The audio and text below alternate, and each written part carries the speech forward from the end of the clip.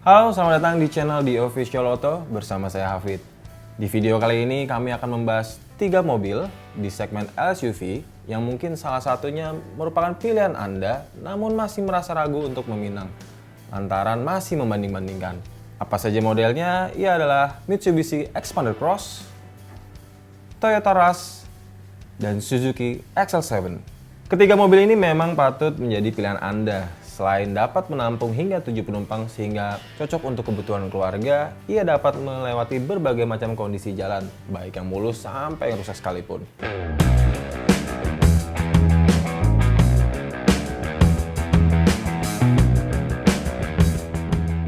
Nah, sebelum membahas lebih dalam, mari kita lihat dulu dimensi dari ketiga model ini. Bicara dimensi, Xpander Cross menjadi yang paling besar, walaupun memang selisihnya tidak terlalu jauh dibanding kedua model lainnya. XL7 berada di tengah, dengan perbedaan panjang, lebar, dan tingginya terpaut sekitar mulai dari 25 mm sampai 50 mm. Terakhir ada Rush. Rush ini memiliki panjang dan lebar lebih pendek dibanding XL7, tapi tingginya 5 mm lebih tinggi daripada XL7. Tentunya perbedaan dimensi itu tidak terlalu berpengaruh sih terhadap kenyamanan di dalam kabin untuk seluruh penumpangnya.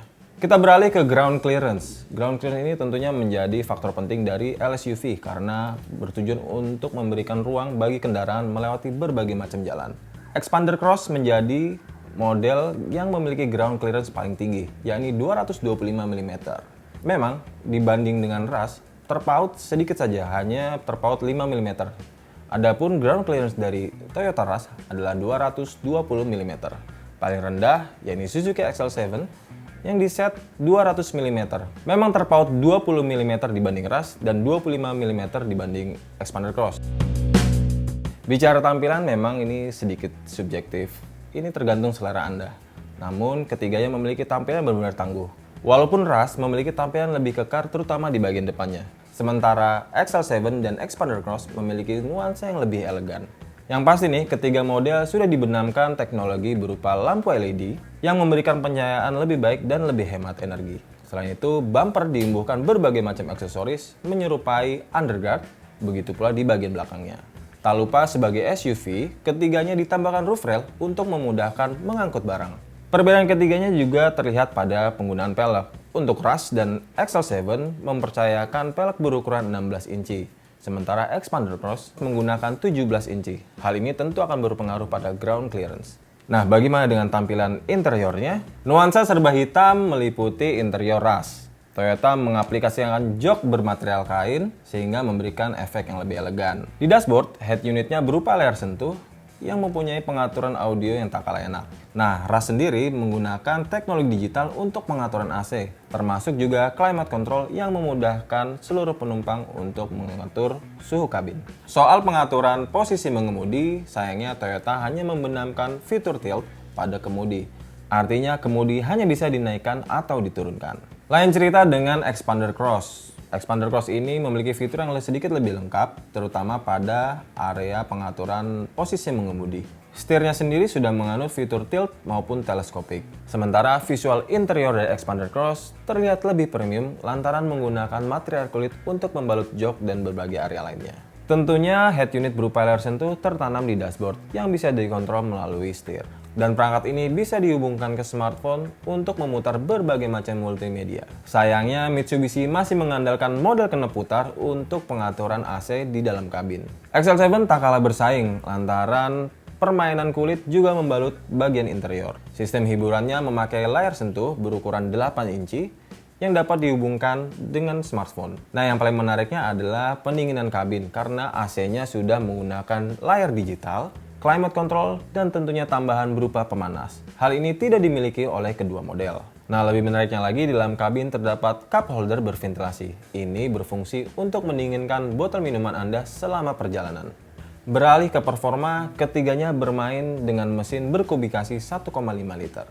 Xpander Cross dan XL7 menjadi yang paling bertenaga. Namun, Xpander Cross menyemburkan torsi yang paling mumpuni. Menggendong mesin berkapasitas sama, yaitu Mifec 1,5 liter, tenaga yang terlontar 105 PS pada putaran 6000 rpm. Namun ia memberikan tendangan torsi mencapai 141 Nm di putaran 4000 rpm. Mobil ini memakai penggerak roda depan dengan transmisi manual 5 speed atau otomatis 4 speed. Suzuki XL7 mengandalkan mesin yang diboyong dari R3. Engine-nya berkode K15B yang menghasilkan tenaga 105 PS di putaran 6000 rpm. Torsinya berada di bawah expander cross, yakni 138 Nm pada putaran 4400 rpm. Paling buncit adalah Rush yang mengandalkan mesin berkode 2NR. Walaupun berteknologi Dual VVT-i, ia mampu menghasilkan tenaga 104 PS di putaran 6000 rpm. Sementara torsinya lebih kecil lagi, yaitu 134 Nm yang muncul sejak 4200 rpm. Penyaluran tenaganya sendiri mengandalkan transmisi manual 5 speed dan otomatis 4 speed yang diarahkan ke roda belakang. Nah, sekarang kita masuk ke fitur dan safety.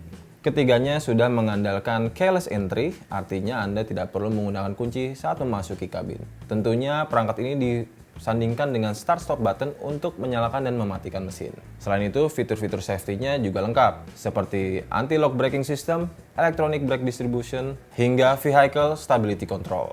Perbedaannya terletak pada jumlah airbag dan center mirror. Untuk airbag, Expander Cross dan XL7 hanya memiliki 2 di bagian depan, sementara Rush memiliki airbag hingga 6 unit. Khusus untuk XL7 ketambahan e-mirror, spion tengah yang menampilkan tangkapan gambar dari kamera belakang, sehingga meningkatkan keselamatan saat berkendara. Lantas, mobil mana yang patut dipilih? Menurut kami, Expander Cross menjadi pilihan pertama karena memiliki kelengkapan yang cukup mumpuni, terutama dari segi spesifikasi. Walau memang harganya lebih tinggi dibanding kedua model. Pertimbangan lainnya yakni berupa Smart Package yang termasuk ke dalam harga jualnya.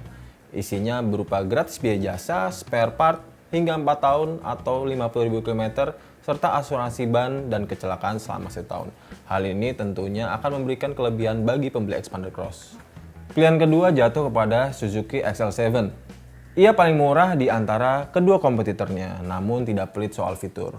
Belum lagi perangkat unggulannya seperti e-mirror memberikan kemudahan Anda saat berkendara. Terakhir, Rush jadi pilihan kami. Walaupun harganya berada di antara XL7 maupun Expander Cross, tapi yang memiliki kelengkapan fitur yang cukup baik, terutama dari segi safety berupa 6 airbag. Itulah dia komparasi dari 3 LCV yang dijual di Indonesia. Nah, jika Anda punya rekomendasi kendaraan yang ingin dikomparasi, silahkan tinggalkan komentar di bawah ini. Sampai jumpa!